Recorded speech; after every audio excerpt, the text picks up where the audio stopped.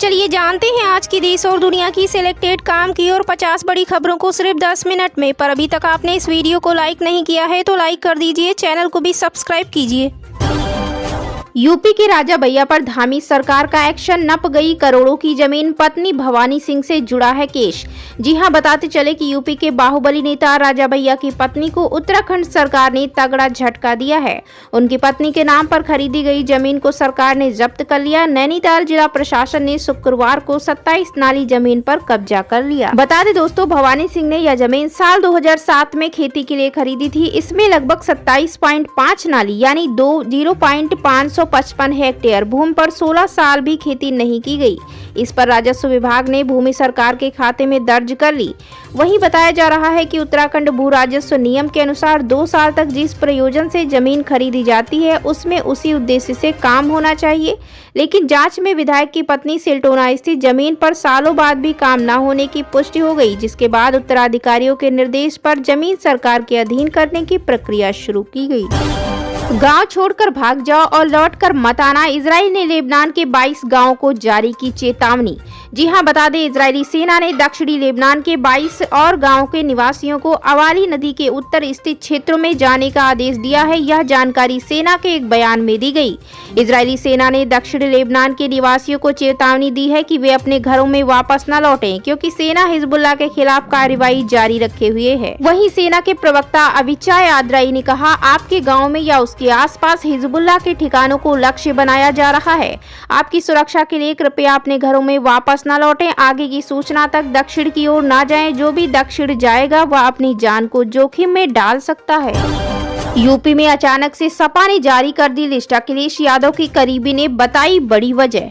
जी हां, बताते चले कि समाजवादी पार्टी यानी सपा ने यूपी में होने वाले उपचुनाव के लिए 6 सीटों पर प्रत्याशियों का ऐलान कर दिया है। सपा ने हरियाणा में विधानसभा चुनाव संपन्न होने के अगले ही दिन प्रत्याशियों का ऐलान किया। सपा के इस कदम से यूपी की सियासत का पारा चढ़ गया है। इस सीटों पर प्रत्याशियों को उतारने की वजह भी सामने आई। सपा नेता और विधायक रविदास मेहरोत्रा ने कहा कि सभी 6 सीटों पर समाजवादी पार्टी भाजपा को हराने में आगे रही। बाकी 4 सीटों पर कांग्रेस पार्टी से बातचीत चल रही है और हमें उम्मीद है कि हम गठबंधन कर लेंगे। अखिलेश के करीबी माने जाने वाले रविदास मेहरोत्रा ने कहा, अगर हरियाणा में कांग्रेस का सपा और आप के साथ गठबंधन होता तो आज हरियाणा में इंडिया गठबंधन सत्ता में होता। कांग्रेस ने समाजवादी पार्टी को एक भी सीट नहीं दी, बल्कि पूरा प्रदेश भाजपा को दे दिया। हम यूपी में उपचुनाव में भाजपा को हराना चाहते हैं, इसलिए हमने 6 उम्मीदवारों की सूची घोषित की है। 17 अक्टूबर को हरियाणा के सीएम पद की शपथ लेंगे नायब सिंह सैनी। पीएम मोदी भी होंगे शामिल। जी हां, बता दें, हरियाणा में नायब सिंह सैनी 17 अक्टूबर को सीएम पद की शपथ लेंगे। कार्यक्रम का आयोजन पंचकुला में होगा और शपथ ग्रहण का कार्यक्रम सुबह 10 बजे होगा। शपथ ग्रहण कार्यक्रम सेक्टर 5 स्थित दशहरा ग्राउंड में होगा। कार्यक्रम में प्रधानमंत्री नरेंद्र मोदी सहित पार्टी के तमाम वरिष्ठ नेता और अन्य राज्यों के सीएम उपस्थित रहेंगे। महाराष्ट्र कांग्रेस की बड़ी कार्रवाई। विधान परिषद चुनाव में क्रॉस वोटिंग करने वाली विधायक सुलभा खोड़के पार्टी से निष्कासित। जी हां, बताते चले, कांग्रेस पार्टी ने महाराष्ट्र विधानसभा चुनाव से पहले बड़ी कार्रवाई की है। शनिवार को अमरावती से विधायक सुलभा खोड़के को पार्टी विरोधी गतिविधियों के लिए कांग्रेस पार्टी से 6 साल के लिए निलंबित कर दिया गया है। दोस्तों की अमरावती सांसद सुलभा खोड़के उन 7 विधायकों में से एक थी जिन्होंने इस साल की शुरुआत में विधान परिषद चुनाव के दौरान क्रॉस वोटिंग की थी, जिसकी वजह से विपक्षी महाविकास अघाड़ी के संयुक्त उम्मीदवार पीडब्ल्यूपी नेता जयंत पाटिल की हार हुई थी, जिस कारण महाविकास अघाड़ी गठबंधन में कांग्रेस पार्टी को किरकिरी का सामना भी करना पड़ा था। हरियाणा में दशहरे पर बड़ा हादसा। कैथल में नहर में गिरी बेकाबू कार, एक ही परिवार के 8 लोगों की मौत। बताते चले दोस्तों, कैथल में दशहरे के दिन बड़ा हादसा सामने आया है, जहां मुंदड़ी नहर में एक आल्टो कार डूबने से एक परिवार के 8 लोगों की मौत हो गई। घटना सुबह 10 बजे के करीब बताई जा रही है। मृतकों की संख्या 8 है, जिनमें से 7 की डेड बॉडी मिल गई है। एक 15 वर्षीय बच्ची का शव अभी भी नहीं मिला, जो नहर में ही बताया जा रहा है। परिजनों ने बताया कि एक ही परिवार के 9 सदस्य सुबह कैथल के गांव गोहना में गुरु रविदास मंदिर में माथा टेकने जा रहे थे, जो घर से सुबह 8:30 बजे के करीब निकले थे। बताया जा रहा है कि पुंडरी के गांव डी के एक परिवार अपने ऑल्टो गाड़ी में कैथल की तरफ आ रहा था। तभी कार का अचानक संतुलन बिगड़ जाने के कारण गाड़ी नहर में जा गिरी, जिसके अंदर 3 बच्चे और 3 महिला सहित 8 लोग थे। चुनाव आयोग से मिले कांग्रेस नेता, हरियाणा की 20 सीटों पर ईवीएम सील करने की उठाई मांग। बताते चले दोस्तों कि हरियाणा विधानसभा चुनाव में करारी हार के बाद कांग्रेस के वरिष्ठ नेताओं के एक प्रतिनिधि मंडल ने दिल्ली में चुनाव आयोग के अधिकारियों से मुलाकात की और चुनाव के नतीजों पर आपत्ति जताई। वहीं बता दें दोस्तों, कांग्रेस के कई नेताओं ने कई निर्वाचन क्षेत्रों में मतगणना की प्रक्रिया पर संदेह व्यक्त करने के बाद यह बैठक की। बैठक के बाद कांग्रेस नेता पवन खेड़ा ने कहा कि पार्टी ने चुनाव आयोग से उन वोटिंग मशीनों को सील करने की मांग की जिनके खिलाफ उन्होंने शिकायत दर्ज कराई है। खेड़ा ने कहा, हम अगले 48 घंटों में और शिकायत भेजेंगे। उन्होंने कहा, उन्होंने 20 निर्वाचन क्षेत्रों में कथित अनियमितताओं से संबंधित दस्तावेज जमा किए हैं और इन्हें मीडिया में जारी करने की योजना है। एयर इंडिया फ्लाइट का हाइड्रोलिक फेल, 2 घंटे तक हवा में चक्कर लगाने के बाद हुई इमरजेंसी लैंडिंग, सामने आया वीडियो। जी हां, बता दें दोस्तों, शुक्रवार को चित्रेरापल्ली से शारजाह के लिए उड़ान भरने वाली एयर इंडिया एक्सप्रेस की फ्लाइट में टेक ऑफ के तुरंत बाद तकनीकी समस्या उत्पन्न हो गई। यह समस्या फ्लाइट के हाइड्रोलिक सिस्टम में थी, जिससे विमान को 2 घंटे से अधिक समय तक हवा में चक्कर लगाने पर मजबूर होना पड़ा ताकि ईंधन और वजन कम किया जा सके। इसके बाद विमान ने सुरक्षित रूप से त्रिची हवाई अड्डे पर आपात लैंडिंग की। एनडीए में शामिल होंगे अब्दुल्ला, हरियाणा के साथ अब जम्मू कश्मीर में भी बनेगी बीजेपी सरकार, राहुल गांधी को तगड़ा झटका।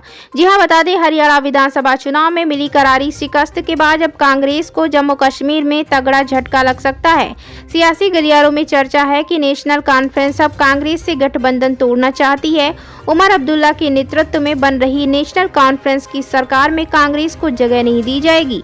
वहीं उमर अब्दुल्ला के पीएम मोदी को लेकर नरम रुख दिखाने के बाद अब घाटी में नई चर्चाओं का दौर शुरू हो गया है। बताया जा रहा है कि नेशनल कॉन्फ्रेंस का करता धरता अब्दुल्ला परिवार इस वक्त राहुल गांधी और मल्लिकार्जुन खड़गे के नेतृत्व वाली कांग्रेस से काफी नाराज है।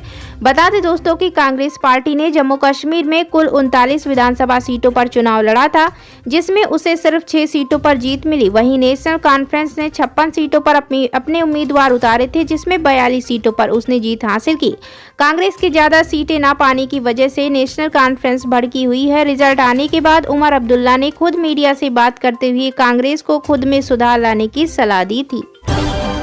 एससीओ बैठक को लेकर सील हुआ पाकिस्तान, 5 दिनों तक नहीं होंगी शादियां। संघाई कारपोरेशन ऑर्गेनाइजेशन की बैठक इस साल पाकिस्तान में आयोजित हो रही है। इस बैठक को लेकर पाकिस्तान की सुरक्षा एजेंसियां इतनी डरी हुई हैं कि उन्होंने 5 दिनों तक इस्लामाबाद और रावलपिंडी जैसे प्रमुख शहरों में सभी गतिविधियां बंद कर दी हैं। रिपोर्ट के अनुसार इस्लामाबाद और रावलपिंडी में 12 अक्टूबर से लेकर 16 अक्टूबर तक सुरक्षा के कड़े इंतजाम रहेंगे और इस दौरान सभी रेस्तरां, शादी हॉल, कैफे और स्नूकर क्लब पूरी तरह से बंद रहेंगे। इतना ही नहीं, दोनों शहरों में विभिन्न इलाकों के पुलिस अधिकारी सभी प्रतिष्ठान मालिकों से गारंटी बॉन्ड भी भरवाएंगे कि उनके प्रतिष्ठान 5 दिनों तक बंद रहेंगे। बता दें दोस्तों, पुलिस अधिकारियों ने सभी प्रतिष्ठान मालिकों को समन जारी कर श्योरिटी बॉन्ड भरने का निर्देश दिया। अगर इस बॉन्ड का उल्लंघन हुआ और कोई प्रतिष्ठान खुला पाया गया तो उसके खिलाफ सख्त कार्रवाई की जाएगी। निर्देशों के मुताबिक एससीओ बैठक के दौरान 5 दिनों तक आदियाला जेल में संदिग्धों को 5 दिनों तक अदालत में भी पेश नहीं किया जाएगा और अदालती कार्रवाई 16 अक्टूबर के बाद ही शुरू होगी। अतिरिक्त सुरक्षा के लिए पूरे शहर में बहुमंजिला इमारतों की छतों पर कमांडो और स्नाइपर शूटर तैनात किए जाएंगे। पाकिस्तानी मीडिया की रिपोर्ट के अनुसार नूर खान चकलाला एयरबेस के आसपास 3 किलोमीटर के दायरे में कबूतर उड़ाने और पतंग उड़ाने पर भी प्रतिबंध लगाया गया है। बता दें, उल्लेखनीय है कि पाकिस्तान की अध्यक्षता में एससीओ शिखर सम्मेलन 16 और 17 अक्टूबर को इस्लामाबाद में आयोजित किया जाएगा, जिसमें चीनी प्रधानमंत्री ली कियांग सहित विभिन्न राष्ट्राध्यक्ष भाग लेंगे। यूपी में स्कूलों को लेकर शासन का सख्त आदेश, बच्चों को पीटना तो दूर, उंगली तक टच नहीं कर पाएंगे। बताते चले दोस्तों कि यूपी के परिषदीय विद्यालयों को लेकर शासन की ओर से सख्त आदेश जारी किए गए हैं। आदेश के मुताबिक परिषदीय स्कूल में पढ़ने वाले बच्चों के लिए शिक्षक शारीरिक दंड नहीं दे पाएंगे। इस संबंध में महानिदेशक बेसिक शिक्षा कंचन वर्मा ने आदेश जारी कर दिया है। महानिदेशक ने कहा कि अगर किसी शिक्षक द्वारा शिक्षण कार्य के दौरान दौरान बच्चे को दंडित करने का मामला सामने आया तो कार्रवाई की जाएगी। प्रदेश के कुछ जनपदों से शिक्षकों द्वारा शिक्षण कार्य के दौरान छात्रों की बेरहमी से पिटाई करने एवं प्रयागराज के एक स्कूल में बच्चे को कक्ष में बंद कर घर जाने के मामले को गंभीरता से लेते हुए महानिदेशक बेसिक शिक्षा कंचन वर्मा ने आदेश जारी कर कहा कि अब ऐसा करने वाले शिक्षकों के खिलाफ कार्रवाई अमल में लाई जाएगी। आदेश के मुताबिक अब शिक्षक बच्चों के लिए शिक्षण कार्य के दौरान पीटना तो दूर, उन्हें उंगली भी टच नहीं कर पाएंगे। इसके साथ ही शिक्षकों के लिए बच्चों को डांटने का भी अधिकार नहीं है। स्कूल में शिक्षण